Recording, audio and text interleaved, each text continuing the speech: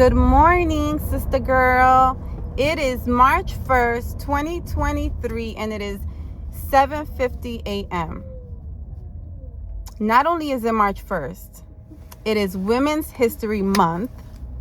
And not only is it Women's History Month, but we are 17 days away from our gathering that will be taking place on March 18th. And I cannot believe it. It is so wild to me still to know that back in August, God just shared this vision and only gave me like partial insight of what this day would be like. And to know that on this day, so many of us will be gathered and we would get to witness and watch this vision unfold right before our very own eyes as we share our hearts with one another and allow the heart of God to meet us exactly where we are.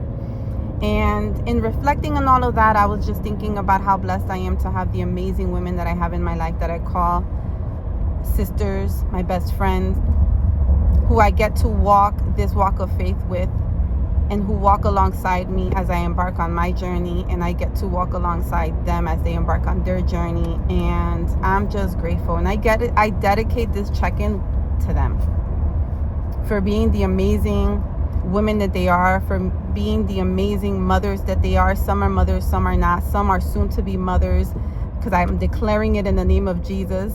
But first they will be wives. And I'm just grateful. I'm grateful for the blessing that they have been to me, and I pray that I have been a blessing to them on this journey. Not only was I reflecting on that, but I was reflecting on the difference of solitude versus isolation. You know, I have found myself in solitude very often on this journey, and I believe that there's so much purpose in being in solitude, in allowing God to just deal with you and to teach you and to show you and to do whatever he sees fit during those moments of solitude.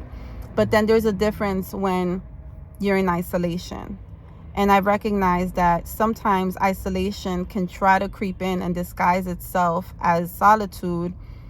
But the way that I've learned to differentiate the two is if I'm starting to feel down or sad or discouraged or have a sense of like depression or anxiety or whatever, that it feels off and I'm not at peace, then I recognize it as that. I allow myself to feel what I'm feeling with no judgment. But I analyze and I think about, okay, why am I feeling the way that I'm feeling? And in the past, I used to feel like a burden to others. But in Galatians 6:2, it says that we are to carry each other's burdens. So because of the amazing women that I have in my life, who I get to be vulnerable with, who I get to be transparent with, who I get to turn to in these moments, or even if I'm not having these moments, that I can turn to no matter what, and know that I can lean on them, that I can turn to them if ever I'm going through whatever, because I know that they will be there for me. So I'm just grateful. I'm grateful that I've learned to no longer feel like I'm a burden to anyone, and know that of course you can't just turn to anyone, but if you have those, if you are privileged enough and blessed enough to have women who you can trust, who you can rely on, who you can turn to, it's amazing. And I pray that if you don't have these women, if you don't have those type of women in your life or those type of individuals in your life, I pray that God would allow you to be blessed with them, that he will bring those that are meant to be in your lives, and to create this type of sisterhood with one another, because it's truly a blessing. And I don't believe that we are meant to navigate through life on our own. We are greater when we come together and lift one another up. And so that's why I'm so grateful.